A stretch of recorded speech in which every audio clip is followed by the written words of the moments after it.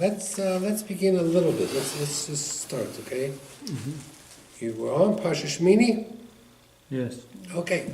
It was 4 weeks or more. Well, it was 2 weeks and then because of Pesach, so we missed a little bit. Push. And you have to remember, we did Parsha Shmini, but in Israel they did Tazria Mitzara. Yeah. Oh, yeah. They're ahead of us. Because Now one day. Our 8th day was Shabbos, and that then was a regular 2 weeks Shabbos. you're gonna do double, right? Right. We're gonna. No, this we're week gonna double. do- This week double. Right. No, we're still going to do doubles, but in a few weeks we're going to do a double. They're going to break it apart. And we're going to catch up. Before Shavuot, they're going to catch it up. Два. Okay. Вы сидите, не уходите? So let's Кого begin. нету, девочки, посидим. Ну, okay. здесь Там, сидите. там Там сядьте, да. А я сейчас приеду. In Parsha Shmini, we have the death of Nadav and Avihu, the two children of the Bnei Aharon, Aaron's two children. Yeah. And a lot of different reasons why they might have died. You know, there are a lot. He said 5 different reasons. There are a lot of reasons. Some say because they weren't married. Yes. Not that had they been married, the sin would have been less, but it's possible because they were married and their wife needed them, that chut might have protected them. They wanted to be like Moshe. What? They wanted to be like a Moshe. That's right. Or if they had children, they didn't have children. Some people say they were drinking, they had drank some wine. Some people say they didn't have respect for Moshe. They would walk behind Moshe and they say, Moshe, he's an old guy, he doesn't know what he's doing. We need young blood. That's what they say. But if you look in the Torah says, you know why they died? They bought an Eish Zorah, a strange fire. Right. Now, it's interesting. When you talk about idol worship, what's the Hebrew word for idol worship? Avoda Zara. And there's no word for idol worship. You see, Avoda Zara means a strange worship. What makes something strange is because God didn't tell you to do it. So, for example, if God said to you, bow down to the golden calf, and you bow down to the golden calf, would that be Avodah Zarah? No, because God said it. Yeah. So what makes it strange is when you do something that you think is right, but it's not what the Torah wants. And we make that mistake all the time. People do things that they think are right. And husbands and wives and children, they always argue. Self-judgment. Right. Self-judgment. Yes. And the rabbi's job is to ask the people, okay, what does Hashem want you to do? And if Hashem agrees with you, then what you did is the right thing. But if Hashem doesn't agree to you, then what you did is strange. It's Avodah Zarah. Okay? Now it's interesting. They say that when Nadav and Avihu died, and Pinchas killed Zimri, the neshama of Nadav and Avihu went into Pinchas.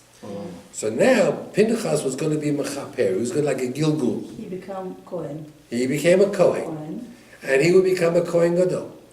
And he was married, and he had children.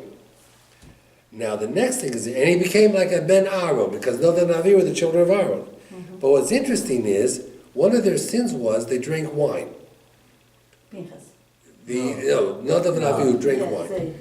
Which Kohen, Pinchas, he became eventually Eliyahu Hanavi. Yes. Of all the Nevi'im, of all the angels, who drinks the most wine? Eliyahu Hanavi.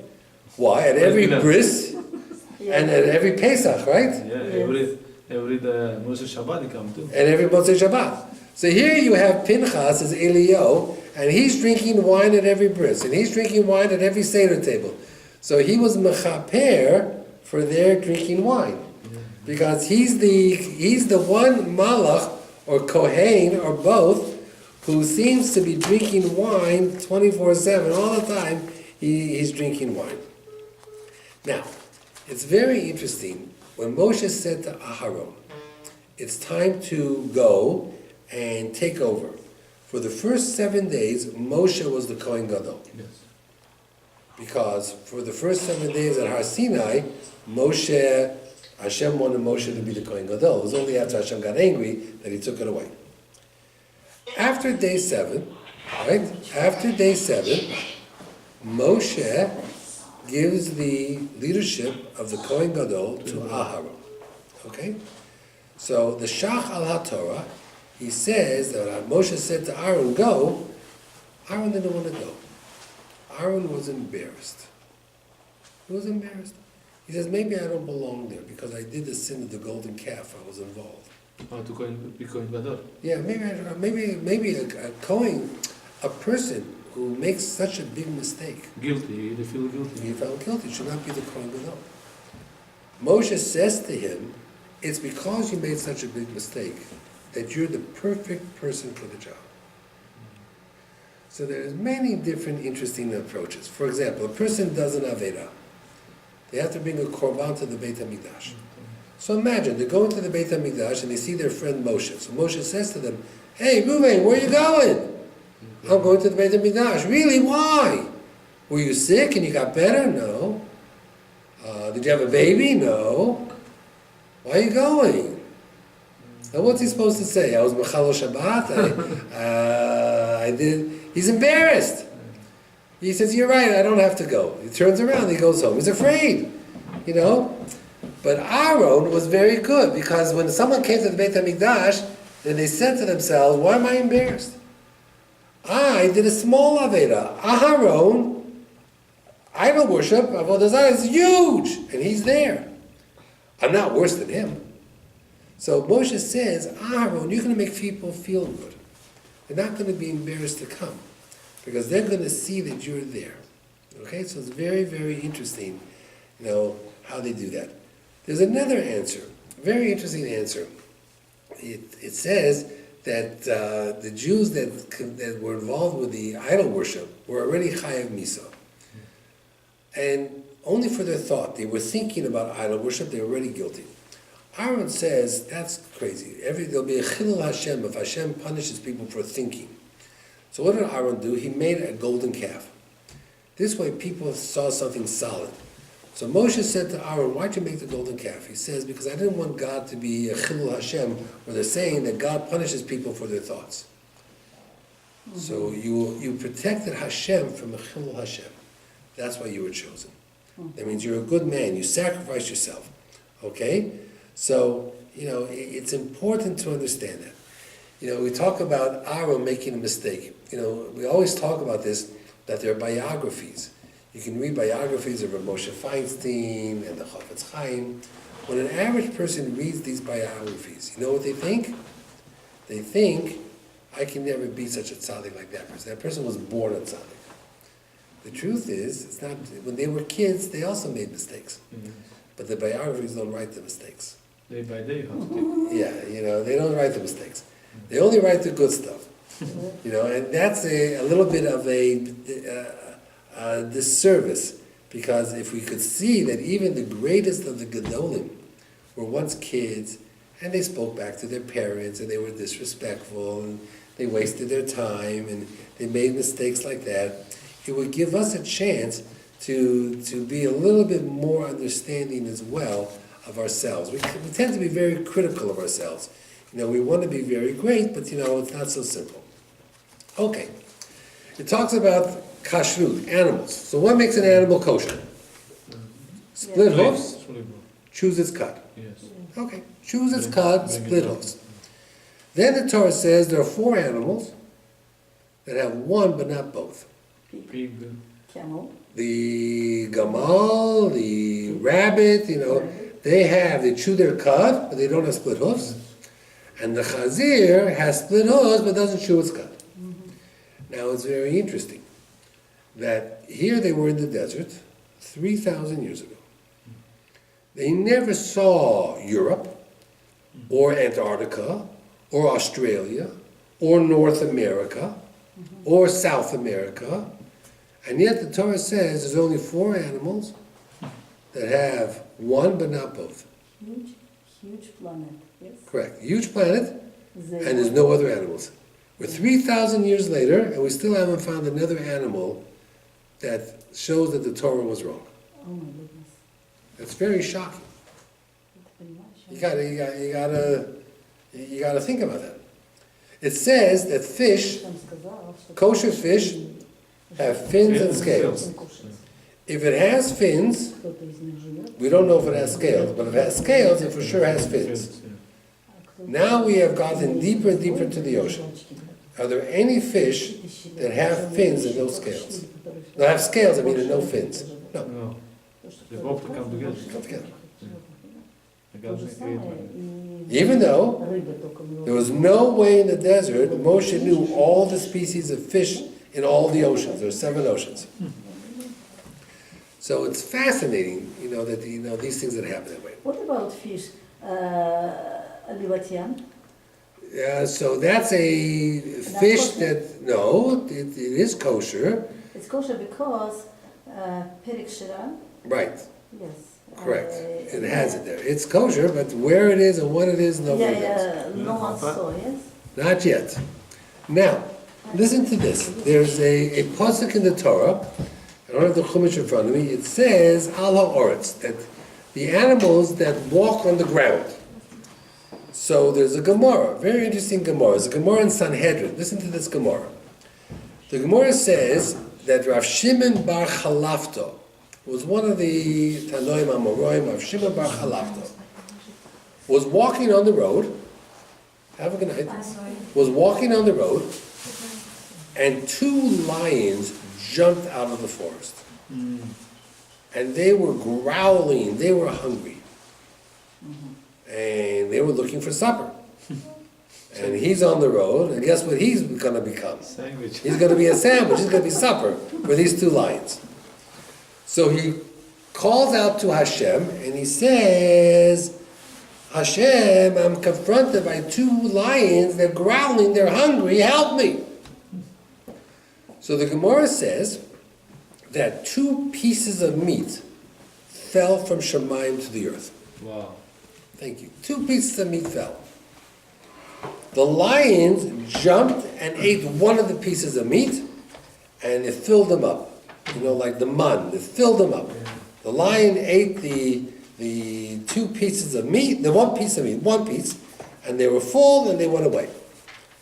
Now, Rav Shimon bar Chalafto has 1 big side of meat. Steak, rib steak, good stuff. Good stuff. So, Rav Shimon bar Chalafto wants to know if the meat is kosher. So, he goes into the base of Medrash and he says, listen, I was on the road. These 2 lions wanted to eat me up. I davened to Hashem. 2 pieces of meat fell down. 1 they ate. Can I eat the other one? He didn't ask who the shochet was. Was it Hasidic shchita? Was it Maram Beit Yosef shchita? He didn't ask. He didn't ask if he was a Sephardi or Ashkenazi. He asked the Rabbonim in the base of Medrash, what's the halacha of the meat? You know what they said to him? If it came from Shemayim, it has to be kosher. Now that's a fascinating answer. Because Rabbi Kamenetsky, Mordechai Kamenetsky brings down a famous story. That I think he was once on an airplane, and he had a kosher lunch. And what was his lunch? A sandwich with roast beef or corned beef, meat. So he was on the aisle, so he opened up his package, then he went to wash the Netilat Yadayim. And then when he came back, he didn't know what to do. So the guy in the seat next to him says, Rabbi, why aren't you eating your lunch? He says, well, there's a halacha that if you have meat, that the seal is broken, and you don't wash it, you can't eat it. And I opened it up, and then I left it unwashed. He says, your God is very smart. He said, why? He says, when you were away, I wanted to taste your Switch. So I switched sandwich. So I took the meat from yours, and I put the pork, my meat in there. So you see that if you don't see the meat, it's not kosher. So now this meat came from Shemayim. What? Where? It didn't have any seal on it. When we used to do kashrut for the OU, and at night when we would leave the refrigerator, we would put a wire through, and they would put a seal on the bottom. We would squeeze it, that it had a seal. So, it's amazing that the Beis Medrash says, no problem. It came from Shemayim. Finished. It's kosher. I'll make it even more difficult for you. There's a story in Malachim Aleph that Eliyahu HaNavi met Achov. Achov was the king. Achov and Izevel, Achov doesn't have a chelik to Olam Haba. He was that bad. And Izevel was worse. Even her name is not a nice name. Zevel means manure. Izevel.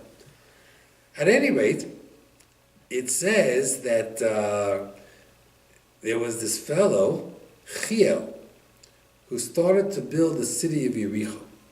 And Yeshua cursed the city of Yericho. Whoever starts to build it, when you begin, your first son will die. And by the time you finish, your youngest child will die. All your children will die.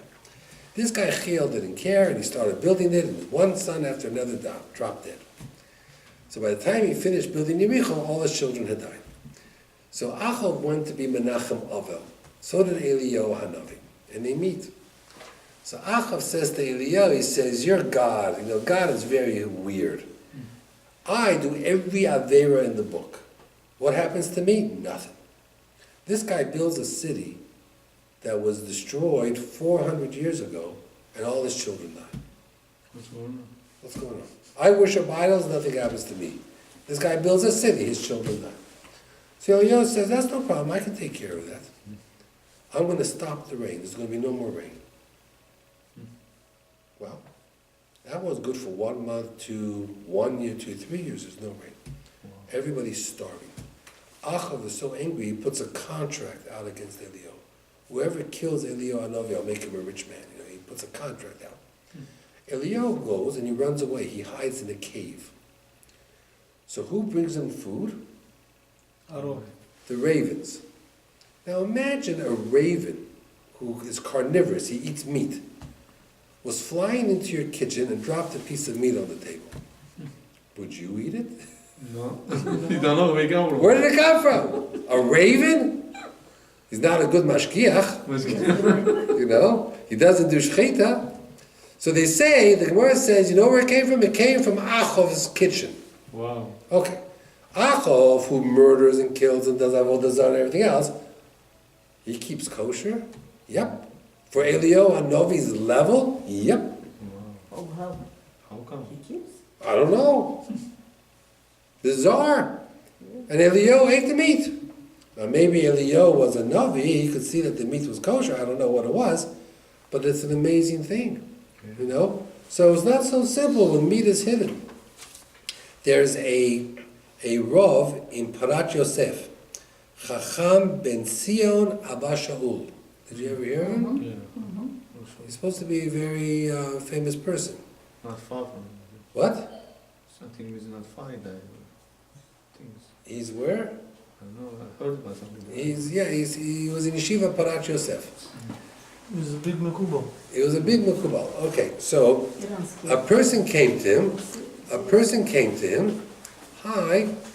A person came to him and said to him, Rabbi, I decided that I'm going to keep one mitzvah in the Torah, but I don't know which one it is. Could you tell me which one to keep? There's 613 mitzvah. Okay. If you would have asked me, I probably would have said to him, keep Shabbat. Or keep the mitzvah to learn Torah every day. Or maybe put on tefillin or tzitzit. He said to him, that's why he's the chacham, keep kosher. So they asked him, keep kosher is more important than keeping Shabbat? He says, yeah. Why? He says, because when you eat not kosher, it clogs the neshama. It makes the neshama not able to hear Torah. By eating kosher, you're going to clean his neshama. Once his neshama is clean, then he'll keep tefillin and Shabbos and everything else. He'll keep everything else. Right now, he's coming in and saying, I'm only going to keep one mitzvah. You know why he talks that way? Because he doesn't keep kosher. But if he starts keeping kosher, you'll see he'll start keeping all the mitzvot.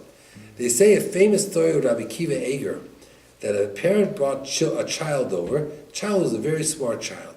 He knew math and science and history, but he couldn't read a pasuk chumash. Wow. Hebrew didn't go. All the secular subjects, great. Hebrew didn't go. So Rabbi Kiva Eger says, check if he's eating kosher food. She says, of course he's eating kosher food. I buy from this butcher. They checked the butcher. They found out that the knives were not right, that the meat was not kosher. Wow. How did Rabbi Kiva Eger know? He says, very simple. The guy is a smart kid. If you can learn math and science, you can learn Chumash and Rashi. If you can learn physics, you can learn Gemara. So why is it not working? Something's wrong. What's wrong? In the neshama. There's only one thing that affects the neshama, the food. You are what you eat. That's the connector. Yeah. That's the connector. So he says, I knew right away there was a problem with the food. I knew right away there was a problem. Change the food and you'll be able to see that things are different. There's a famous thing over here by Shrutzim. Shrutzim are little things that crawl on the ground. It says, V'kol asheretz ashoretz alaoretz, any creepy crawly thing that crawls on the ground, sheketzu, it's disgusting, don't eat it. Okay, so we don't eat mice and rats and weasels and all these things. It doesn't include snakes, because snakes would make you tamei, and you wouldn't want to kill it, and the Torah wants you to kill snakes because of chava. So that's why the snake is not tamei. Rashi, famous Rashi. Rashi says that crawls on the ground. Well, of course, where's it going to crawl? In the air? It crawls on the ground. So Rashi says, Lahotzi et hayitushim shabiksilim, v'shepulin ve'et hazizim shabadashim. He says beans. Sometimes beans have little bugs in it. So he says that if you see the bugs, you can't eat it, of course, you have to clean it out, throw it away. But if the bugs are inside, and you can't get to it, and you don't see it, you can eat it. You can eat? That's what he said. That's what Rashi says. Right. Now, we're very careful. We clean strawberries and asparagus and broccoli. We clean them How because, do you clean the asparagus? well, but some people, the tops, they just cut them off and throw them away. Yeah, I cut the in the end, Right. aging, That's it. everything. There's nothing you can do. But there's different foods that you can clean. So there was a landowner, we call him the Poritz. He once went to Rabbi Yonasan Eifshis. He says, I don't get your God, I don't understand your Torah. You have beans. If the bugs come out, you can't eat it. But if the bugs are inside, and you know the bugs are inside, you can eat it. What difference does it make? A bug is a bug. So what Rabbi Yonasan Eifshis did, something very interesting. He took a spoon, and he said, here, spit in the spoon. The guy spit in the spoon. He says, okay, now swallow it. He said, I'm not going to swallow it. Swallow, pragmatic. It's your own spit. He says, every day we have spit in our mouths, we swallow it all the time. What's the difference? Now you see it. When you see it, you don't swallow it. Same thing with the bugs. When you see it, you can't swallow it. But if it's inside, you don't see it, you can swallow it. But you know by heart. You can Like swallow? strawberry. Yes, you can. Rashi says that if food has the bugs inside, that you never came out. So you can eat the food. That's what Rashi means. I mean, take water. We have filters on our water. If someone gives you a glass of water and you hold it up and it's clean, can you drink it? Yes. What about the filter? The answer is the filter is a nice thing to have. But you only need the filter if there's bugs. If you don't see the bugs, you can drink the water. Now maybe if I put the water under a microscope, there are bugs. Do I have to put my water under a microscope? The answer is no. You take a Sefer Torah out. If a letter is cut, is the Sefer Torah kosher? No. No. If I take a microscope and I look at the letters, you know what I'm going All to see? have cuts, yeah. They all have cuts. They're all dots. The ink is dots. I can see lines through all the letters. Yeah, we read from the Sefer Torah. The answer is I don't have to take a microscope to the Sefer Torah. I just have to look with my eyes. So I don't see it, that's good. If I don't see it, it's good. How come nobody, all the rabbis says don't eat if you bugs inside or you see it? Well, because nobody wants to eat bugs, and bugs are usher, and they want you to be able to clean it out as best you can. But there is a rule. You know, they had worms and fish. So we clean out the fish. Now what? Do you take a microscope to the fish? No. But if you see it, you get rid of it. If you don't see it, you eat it. What about the Roman letters? If you see it inside of the, like, If you see it, you have to get rid of it. But if you don't see it, if you do the light like this, you see it without the microscope. okay, then you can see it. But if you hold it up like this, you don't see anything. But with a microscope, you see it. Do you have to use a microscope? No. So that's what Rabbi Yonasan Eifshis was saying on this Rashi. That it all depends on what you see. It's your eyes can see is what you need to be careful of. If you don't see it, you know, it doesn't affect It you. depends what kind of eyes you have. Well, sure, it depends on your eyes. Let's say You have with to- the age you don't see the clearly nicely, so you need the glasses. So then you need to look at glasses. Some of us see better without our glasses. Yeah. Close. Depends on the sometimes. vision, yeah. Depends on your vision. So, you have to know what you're doing. So kashrus gets very, very complicated. You have to understand a little bit more of what you're doing and what you're not doing. It's interesting, after Nadav and Avihu died, so it says, I'll give you an example. When Nadav and Avihu died, we'll go back to that in a moment right here. It says that Moshe and Aaron raised up his hands, Aaron gave the bracha, was Birkas Kohanim. After Nadav and Avihu died, Moshe said to Aaron's uncles, Mishael and Elitzophan b'nei Uziel dod Aaron. And he told these two people, Mishael and Elitzophan, carry out the dead bodies, carry out Nadav and Avihu. Aaron cannot sit Shiva, he's the Kohen Gadol. His children could not. V'kol Beis Yisrael yivkus asarei fasher sorav Hashem. Which was very interesting. So, these people, what day of the week, what was the date that Aaron's two children died? Rosh Chodesh, Nisan. Now, when it came time to bring the Korban Pesach, it says that some people complained, we're Tamei Nefesh, we're Tamei. The Medrash asked, who were some of these people that were Tamei? They say it was Elitzophan and Mishael. But it's strange, because if they buried them on Rosh Chodesh Nisan, how many days does it take to become Tahor? 7 days. Pesach was on day 14. They had 2 weeks to become Tahor. Why were they still Tamei? They could have gone on day 3 and day 7 and got the Parah Aduma ashes and been ready for Korban Pesach plenty of time. So it's a fascinating medrash that I found. The medrash asks, Nadav and Avihu died. Now they were in the desert, in the middle of nowhere. Where was Nadav and Avihu buried? Next to the bed of Midrash? No. Moshe said, I want you to carry them towards Israel. There's a mountain on top of a mountain called Hor HaHor, Wow. and bury them there. How many? How many days did it take to get there? 7 days.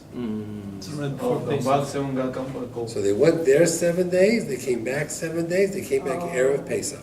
Also Tomei. They were Tamei. They didn't have a chance to become Tahor. It's not fair. Who, 40 years later, was buried on Hor HaHor? Aharon HaKohen, Next to something. next to his sons. Oh, wow. So Moshe buried Nadav and Avihu on this location, and then the Jews traveled the desert for 40 years, They come to the point. and it came to the same place when Aaron went up the mountain to die. He saw the graves of his 2 children. He was buried right next to his 2 children. For 7 days they came to this mountain, Yeah. but 40 years they go back and forth. Right, because remember, for 40 years, they only traveled 22 times. They stayed in one place 2, 3, 4 years. Yeah. They traveled 22 places, or actually 42 places, but most of them, the first 20 were like when they first left. So like in 40 years, they only traveled to about 22 different locations. So they averaged staying in each place 2 years. 2, 3 years, 4 years. So they didn't travel a lot. What's the reason they stayed 2 years each place? Hashem wanted them till the whole generation died out. Oh. So they had no place to go. It was very comfortable. They had air conditioning, they had food, they had water. Cleaning. They were learning, they had Right. cleaning. But what was interesting? After 40 years, when the generation died, the kids, they were tired of doing nothing. They complained, we want to go work already. We want to go to Eretz Yisrael. We want to plant trees. We want to plant, you can only enjoy, we work for the first 40 years, then we retire. Even then, some people get lost. When they retire, they don't know what to do. But most people, when they get older, are happy to retire.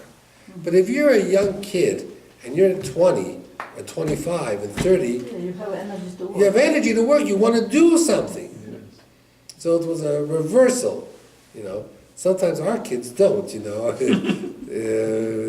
Raising teenagers. Next week I'm going to talk about the neshama and all that. There's five lives that a person has. There's 5 parts of the neshama. There are 5 lives, Chidal says. Kids were opposite Our their generation parents, yes? Yes, they do. They wanna build, they wanna put the trees. like- Correct. We get older, we want to slow down a little bit, we want to retire a little bit, and children are full of energy. Now it says, But interesting, they did a lot of traveling, that's exciting too. it was Young kids like to travel. Regardless of- Ты initially, никакой траур, что они initially, young kids like to travel. 40 дней ходили путешествий. просто в А? пустыне, ходили. Но там очень много было красивых мест тоже. Young kids like to travel, I guess. Okay, That could be part of it. Like It's- Mossad, people going, why they traveling there? For what, and they excited seeing to go that- where? To the place at Masada. Masada. Where they go in, that place is so exciting. I mean, it's nothing over there, but just taking a look at the sunrise and the sunset, and going up It's in a the good mountain. tourist trade. Yeah, so I'm sure that people who go there, they're so happy they want to do second time, third time, and even going to Sodom Amorah, it's also like a desert place. Something the desert has some kind of a Attraction. attraction. Yeah, part of a nature is attraction. Animals too. Rabbi, А? can I ask? Animals, животные тоже. Today, we Красиво. have place of Sodom Amorah. They have an idea where it is. I have a postcard picture of a monument or something they say is Lot's wife, but there's no way to know. But not next to Israel, yes?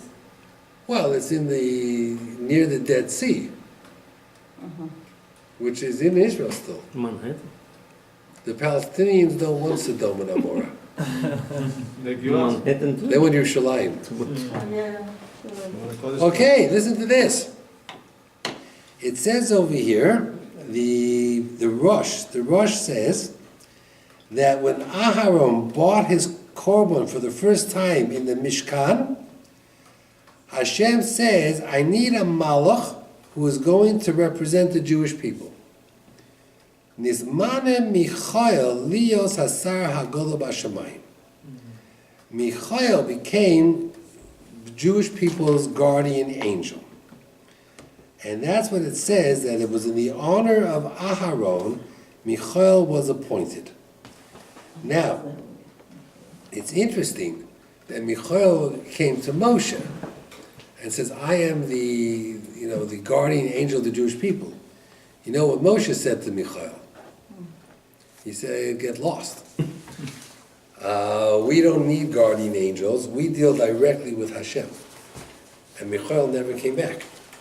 It says for the 40 years, Michael never came back. The first time he came back again was to Yehoshua. When Yeshua that night saw a malach, that was the malach Michael. But until then, he says that Michael did not come back. Okay? He says that it just wasn't gonna happen. Now, the next thing is, we'll keep an eye on the clock over here. The day Rosh Chodesh Nisan had 10 crowns. The Gemara says there were 10 honors on that day. Let's go through them. Number 1, it was the first day of Maaseh Bereshis. That means Rosh Chodesh Nisan was Sunday. So it was the first day, Maaseh Bereshis. The Mishkan represented creation. We recounted the calendar. Remember, in Egypt, Paro was, we reinvented the world. So the Nisan becomes month number 1, the first month. So now, Tishrei, when Hashem really created the world, is month number 7. So Nisan becomes the beginning of the Jewish calendar. On day 1, the Nesi'im brought Korbanot. Who was the Nasi who brought day 1? Nachshon ben Aminadab. It was the first day that Aaron served as the Kohen Gadol. It was the first day that they brought the Korbanot as part of the official Avodah. The morning, the afternoon, Shacharit, Mincha, it was a full day. It was the first time fire came down from heaven and burnt the Korbanot and lit the Mizbeach. It was the first time they ate from the Korbanot. Until then they didn't eat from the It was Korbanot. like 1 year after they went out from Egypt, that's right. 1 year, 1 year. yes. That means It took a full year because Moshe went up to Har Sinai, came down, the golden calf, went back up, David went back up, and then they built the Mishkan. So half the year was dealing with the sin of the golden calf, half the year was the Mishkan. It was the first time we had Birkat Kohanim. It says that he gave Yivarecha Hashem Yishorecha. It was the first time the Shekhinah came down. It was the first time the Balmot were Osir, and it was the first time they did Rosh Chodesh, where they brought the Korban Rosh Chodesh, because Rosh Chodesh Nisan was the first time that they brought Rosh Chodesh. So there were a lot of firsts on Rosh Chodesh Nisan. And that was the happiest day for HaKadosh Baruch Hu. And it was the happiest day for HaKadosh Baruch Hu. Yet, And the other side. a Chatan Kala, which normally don't fast on Rosh Chodesh, they do fast Rosh Chodesh Nisan because Nadav and Avihu died, and one of the reasons they died is because they weren't married They were and married. they didn't Oh, have okay. children. And who brings that up? One of them before she bring it up. It's brought on the Shulchan Aruch that the custom is not to fast on Rosh Chodesh except Rosh Chodesh Nisan. Who is fasting Rosh Chodesh A Nisan? Chatan Kala. If they like recently become Chatan Kala? If that's the day they get married. Normally, amongst Ashkenazim, the day that a Chatan Kala get married, Hashem forgives them for all their Avedot. So we daven the Mincha Shmona Esrei of Yom Kippur, Erev Yom Kippur, with all the Al Chaitz and everything else. So therefore, the Chatan Kala fast. But there's certain days we don't fast. If Do you they get say married in Hanukkah, vidu on Rosh Chodesh? Do they say vidu? we do not say Vidu. Not the Chadam V'Kala. Yes, they do. They do say Chadam. They would, well, that's a question. That's a good way. Let's say they do, but they don't fast. Right. Because it's Rosh Chodesh, or on Hanukkah they don't fast, so they get married. You know, and it's very strange. We never had marriages after Pesach until Lag BaOmer. I had four weddings this week. Are there Yankees? Are they Yankees? No, they're not Yankees, and they're not Yankees. But they just started to count Sphira from Rosh Chodesh because they don't have any dates. There's so many people getting married. I see people getting But shaved. it's allowed to do the wedding? So if you hold the second Sphira, the answer is yes, I hold the first Sphira, but you're allowed to attend. But they had, this whole week, we had 3 people got married. German Jews, they do weddings until Rosh Chodesh Iyar. Rosh Chodesh, yeah. So these people, for that week, became German Jews. What's the first Sefirah, second Sefirah, third Sefirah? What? Германский еврей Well, with there's sweaters. only, Sphira is 49 days. Германский But the еврей. morning is only 33 days. So do you count the first 33 days or the last 33 days? It depends when you До start Ияра, counting. Ходеш Ияра могут сделать. Opposite. Rosh А Chodesh. потом они держат святом. Just уже. А So it all depends on when you start. Держат до Шавот. Okay. Уже Рош Ходеш Ияр был. Он был Сегодня у Рош нас Ходеш в Ияр. Ну да, уже Нет, кончается. подсчет потом Начался 33 дня. Рош Ходеш Ияр. That's right. До Рош Ходеш Ияр они после Песаха. Okay, listen to Но он this. говорит, это будет сейчас, после Не, Рош уже Ходеш сделали. Ияр. Все уже, Было, все. было. А, он сказал, уже был? Вот Было смотрите, всё. 33 дня, они 33 дня потом отчитывают. Here А we есть, go. которые вначале отчитывают. Понятно. Here we go. Let's talk about this for a minute. A person has a big freezer, and in his freezer, some of the neighbors store food. Let's say in Israel, where not everybody has freezers. Yeah. As Pesach was approaching, Mr. Cohn was looking in his freezer, and he saw that some of his neighbors had challah, bread, stored in his freezer. Now, he was going to sell his chametz. But what is he supposed to do about his neighbor's chametz? His neighbor left to America, he doesn't know how to reach his neighbor, and the bread is in his freezer. So, he sold the chametz on their behalf. So the question is he allowed to sell the chametz on behalf of the neighbor? And the answer is yes. Since he's watching it, he's responsible. But it's not his It's comment. not his, but you're responsible. And your responsibility is that no damage happens to the chametz. Okay, next question. So if it's damaged, so therefore you're allowed to do it, yes. If he watch it, what he do with this challah? He sold it to a non-Jewish person. Продать. Really, he gave him. He sold it, right. He sold it. He And did. after Pesach, he'll buy it back. He buy it back. Now there's a question, A Maybe guy that has, person is gonna eat that challah. and then he'll pay for it, that's okay. Oh. The non-Jew comes and says, I understand they have 5 challahs in this freezer, they're mine, that's right. Each one costs $2.50. Okay, here's your money. When the non-Jew buys the chametz, he's buying tens of thousands of dollars of chametz. He gives the rabbi $5 deposit. That's all it is, a deposit. If he actually goes ahead and eats the food, he has to pay for it. Okay? Here he has an example where a guy left a bottle of whiskey. It was his neighbor's whiskey, was in his drawer, so he poured out the whiskey. Afterwards, the neighbor says, where's my bottle of whiskey? He says, I poured it out, it was Pesach. He said, well, you should have sold it. He said, I didn't know, am I allowed to sell your chametz? He says, you were watching it for me, you're allowed to sell it. Does he have to replace the bottle of whiskey? Some people say yes. Not everybody agrees. Then there was a question, listen to this question. A guy works in an office, okay? So the office has, they're gonna buy a cake for the boss. The boss's birthday is during Pesach. The boss is not Jewish. So they're collecting $5 from everybody to buy a cake and write your name on the card. Are you allowed to give $5 towards the boss's cake? Because the cake is chametz, not even kosher maybe. What? It's gonna be his chametz. It's going to be my chametz. I gave $5. So the answer is, they asked the question, the answer is yes, you're allowed to do it. Because you're not buying the cake. You're contributing You're giving to... the money. Yeah. You're giving money to the office pool. And they're writing your name on the card. You're not buying the cake. You're not owning the cake. The office staff is buying the cake on behalf of everybody. But you can say, here's $5. And you can say, I make hefker my $5. You know, I make hefker of Just my for the portion. gift. Rabbi, Yeah. one question, very important question. If a guy works in a restaurant, non-kosher, and he gives you food, he says, oh, give it to this guy, but he doesn't keep kosher. But A Jew.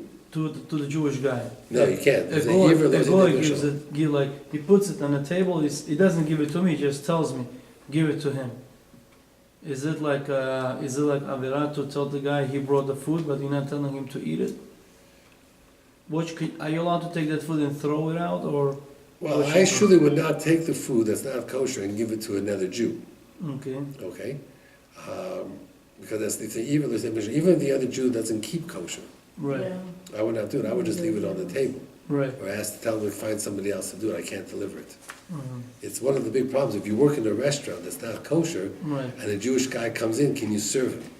right. And many people say, no, you can't. You can serve the Jew. No, you can't serve him. But are you allowed to work in a non-kosher restaurant? You really shouldn't, but if you have Should. nothing to do, if you're starving, the question is, what are you going to do? Mhm. You know, you could be working in a place that has kosher and non-kosher. Right. So, you know, it's very difficult. These questions are not so easy to do. Okay. It says that in the first Beis HaMikdash, the fire on top of the Mizbeach looked like a lion, because the kings came from Shevet Yehuda, and Yehuda was a lion. In the second Beis HaMikdash, it looked like a kelev, a dog, because the second Beis HaMikdash was built by the Persians, and the Persians are compared to kelev, to a dog, the animal. Chad Gadia. Right, Chagadia. So it was very, very interesting. Why? There's a Gemara, the whole Gemara has a whole thing about What's it. Haggadah? John Buzvola, John Buzvola. You know, the sheep, you know, all the different types of, Пришел, Is about right. пришло, говорит же, Да. пришла кошка. Да. Кошка это был вилон. Пришла собака. Съели огонь. Собака это была А говорит. почему Персин? А? Все галуты через животных. Знак их на символ была собака. В Древней Персии символ. Да. Correct. You know, it's different like that. So it's just interesting how that came out. Гороскоп. I don't know if I Не told you гороскоп, this. символ. Гороскоп это другое. Вот эти все галуты тоже. I don't know if I told you this. If I told you, I might have told you, because this was before Pesach. I might have mentioned this to you. There was they say that the stipler, Chaim Kanievsky, came to shul one morning, and there was a young guy, you know, he came in with 2 bags, and he was putting out some orange juice and some cake and different things like that. So Chaim Kanievsky says, what are you doing? He says, I was sick. I had this terrible, illness, and I was in the hospital. I had an operation, open heart surgery, and Baruch Hashem, I'm better, so I'm making a kiddush, and I'm putting out some, to say thank you to Hashem. So this is very, very nice. The next day, there's another fellow who comes with his little bags, and he puts out his orange juice and cake and everything else.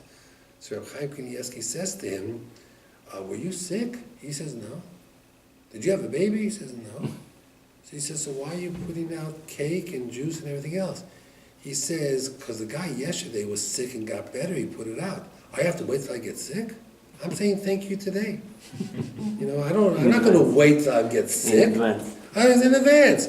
I mean, I'm healthy. Protect myself. I'm saying thank you that I'm not sick. I'm saying thank you that I'm healthy. I should wait till I'm sick to say thank you. See, Reb Chaim Kanievsky says he learned an important lesson.